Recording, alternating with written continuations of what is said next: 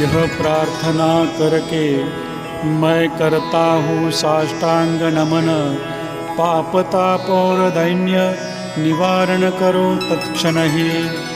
तुम गाय हो मैं बछड़ा, तुम माता मैं बालक, नहीं करना कठोरता हे साई तुम मेरे लिए।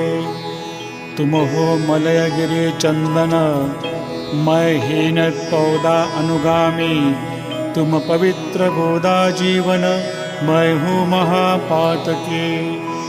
दर्शन करके भी आपका दुर्गंध बचा मेरे मन का, रह गया ऐसा ही मन में चंदन आपको कौन कहे।